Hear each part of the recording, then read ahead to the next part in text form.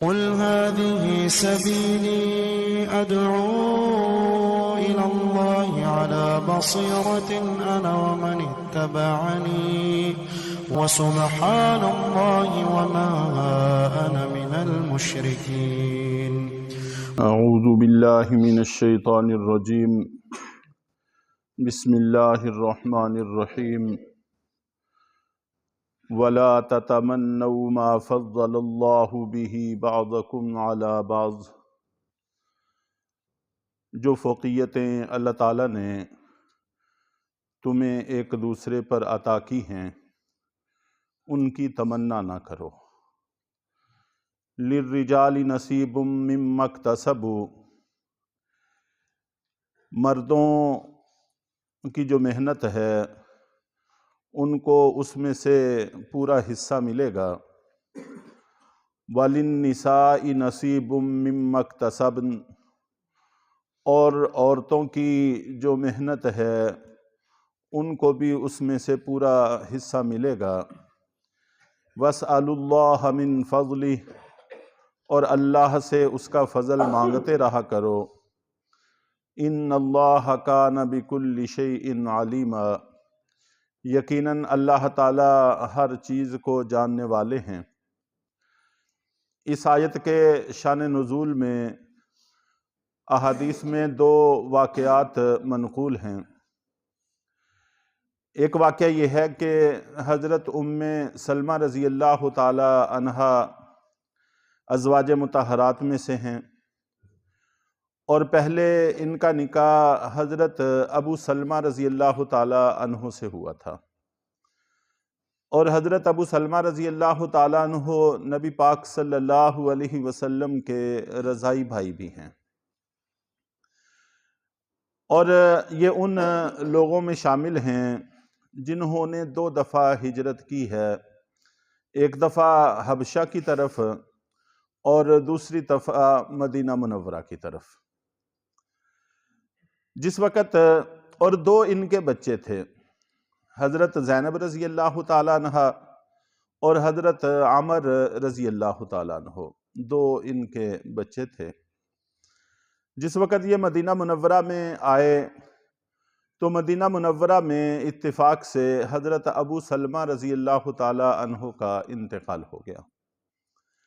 حضرت ام سلمہ رضی اللہ تعالیٰ عنہ چونکہ جس خاندان سے تعلق رکھتی تھیں ان میں سے عام کوئی لوگ ایمان نہیں لائے تھے، وہ مکہ مکرمہ میں تھے، اور حضرت ام سلمہ رضی اللہ تعالیٰ عنہ تنہا رہ گئیں اپنے 2 بچوں کے ساتھ۔ ویسے تو رزق کی ذمہ داری اللہ تعالیٰ نے اٹھا رکھی ہے، وہ اللہ تعالیٰ کسی کو بھی بے یار و مددگار نہیں چھوڑتے، کوئی نہ کوئی ایسا ذریعہ بنا دیتے ہیں جس سے انسان کی ضرورت پوری ہوتی ہے۔ قرآن پاک میں ہے وَمَا مِن دَابَّةٍ فِي الْأَرْضِ إِلَّا عَلَى اللَّهِ رِزْقُهَا، کہ زمین میں جو بھی کوئی جاندار موجود ہے اس کے رزق کی ذمہ داری اللہ کے سر ہے، اللہ تعالیٰ اس کی ضرورت کو پورا کرتے ہیں۔ ظاہری اسباب ہیں، کسی کے لیے کوئی سبب بنا دیتے ہیں، کسی کے لیے کوئی سبب بنا دیتے ہیں، ایک سبب منقطع ہوتا ہے دوسرا سبب اس کی جگہ پہ کھڑا کر دیا جاتا ہے۔ ایک در بند 100 در کھلا عام ہمارا محاورہ ہے، اور یہ بھی اللہ تعالیٰ کی عادت مبارکہ ہے کہ جتنا کوئی زیادہ بے بس ہوتا ہے اتنی ہی اس کی ذمہ داری زیادہ اپنے سر لے لیتے ہیں، اور جتنا کوئی انسان صاحب اختیار ہوتا ہے یا کوئی بھی جاندار صاحب اختیار ہوتا ہے اتنی ذمہ داری اسباب کے درجہ میں اللہ تعالیٰ اس پر ڈال دیتے ہیں، یہ اس مالک کا نظام ہے۔ تو حضرت ام سلمہ رضی اللہ تعالیٰ عنہ کچھ پریشان تھیں۔ جب ان کی عدت پوری ہوئی تو اللہ کے نبی صلی اللہ علیہ وسلم نے ان کو پیغام نکاح بھیجا، تو انہوں نے جواب میں عرض کیا کہ میرے ماں باپ آپ پر قربان ہوں، میرے لیے یہ بڑی سعادت کی بات ہے کہ میں آپ کے حرم میں داخل ہوں، لیکن میرے 2 بچے بھی ہیں۔ تو آپ نبی پاک صلی اللہ علیہ وسلم نے فرمایا کہ وہ بچے بھی آپ کے ساتھ میری ہی پرورش میں رہیں گے، تو اور اسی وجہ سے پیغام نکاح بھی بھیجا گیا ہے، چنانچہ نبی پاک صلی اللہ علیہ وسلم کے ساتھ ان کا نکاح ہو گیا۔ حضرت ام سلمہ رضی اللہ تعالی عنہا اپنے دور کی خواتین میں سے افقہ النساء کے لقب سے پہچانی جاتی تھیں کہ عورتوں میں سے بہت زیادہ سمجھدار اور دین کی بھی گہری سمجھ رکھنے والی، اور اللہ تعالیٰ نے حوصلہ بھی بڑا عطا فرمایا تھا، سلیقہ بھی بڑا عطا فرمایا تھا، گفتگو کا ڈھنگ بھی بڑا عطا فرمایا تھا۔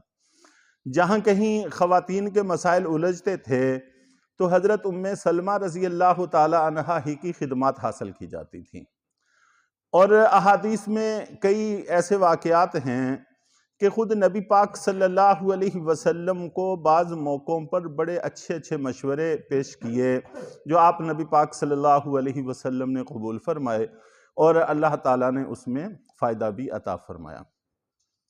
چنانچہ صلح حدیبیہ کے موقع پر جب صلح مکمل ہو گئی، اللہ کے نبی صلی اللہ علیہ وسلم نے صحابہ کرام کو کہا کہ اپنے اپنے جانور قربانی کے ذبح کر دو اور سروں کے بال کٹوا لو اور احرام کھول دو، یہاں سے واپسی ہوگی، آئندہ سال ہم عمرہ ادا کریں گے، عمرۃ القضاء۔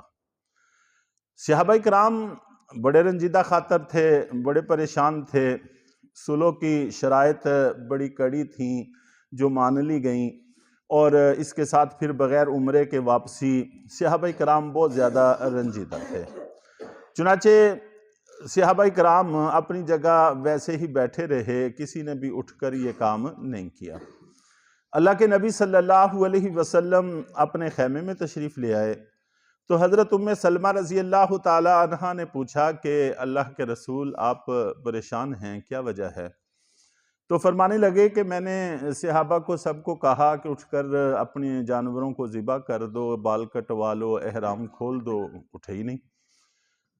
تو حضرت ام سلمہ رضی اللہ تعالیٰ عنہ نے عرض کیا کہ اللہ کے رسول، صحابہ کرام بہت زیادہ رنجیدہ ہیں، پریشان ہیں، اس لیے آپ ان کو حکم دینے کی بجائے آپ تشریف لے جائیے اور اپنے جانور کو ذبح کیجئے اور بال کاٹنے والے کو بلا کر اپنے بال کٹوائیے اور احرام کھول دیجئے۔ جب صحابہ آپ کو ایسا کرتے دیکھیں گے تو خود بخود یہ کام کرنے لگیں گے۔ چنانچہ اللہ کے نبی صلی اللہ علیہ وسلم نے مشورہ قبول فرمایا اور ایسے ہی کیا۔ تو جب آپ کو صحابہ نے دیکھا تو سارے ہی اٹھے اور اپنے اپنے جانوروں کو ذبح کرنا شروع کیا، بال کٹوانے شروع کیے اور احرام کھول دیے گئے۔ یوں بہت سارے موقعوں پر حضرت ام سلمہ رضی اللہ تعالی عنہا بڑے عمدہ مشورے دیا کرتی تھیں، بڑی دانش مند اور عقل مند خواتین میں ان کا شمار ہوتا ہے۔ تو ایک دفعہ ان کے پاس کئی ساری خواتین جمع ہوئیں، انہوں نے آ کر عرض کیا کہ اماں جان، یہ جو مرد حضرات ہیں یہ ثواب میں، نیکیوں میں ہم سے بہت آگے ہیں، کتنے ہی ایسے کام ہیں جو وہ کر سکتے ہیں ہم نہیں کر سکتی۔ مثال کے طور پر یہ اذان دیتے ہیں اور اذان کے ایک ایک حرف پر 10 نیکیاں ملتی ہیں، اور اگر بلند آواز سے اذان دی جائے تو یہ ایک ایک حرف کی نیکی 10 سے 100 گنا تک 100 تک بڑھ جاتی ہے۔ تو اسی طرح جب اذان یہ دیتے ہیں تو اقامت بھی یہی کہتے ہیں، اور چونکہ اقامت پر بھی یہی فضیلت ہے، چونکہ فضیلت بہت زیادہ تھی اس لیے خدشہ تھا کہ اقامت میں کوئی الجھن پیدا نہ ہو، آپس میں تکرار کی نوبت نہ آئے۔ چنانچہ ترمذی شریف میں اور احادیث کی کتابوں میں اللہ کے نبی صلی اللہ علیہ وسلم کا ارشاد ہے کہ جو شخص اذان دے وہی اقامت کہے۔ اذان کے وقت تو عام طور پر زیادہ لوگ نہیں ہوتے، وہاں پر جھگڑے کا امکان کم ہے، اور اقامت کے وقت چونکہ لوگ زیادہ ہوتے ہیں اس وقت الجھنے کا امکان زیادہ ہے۔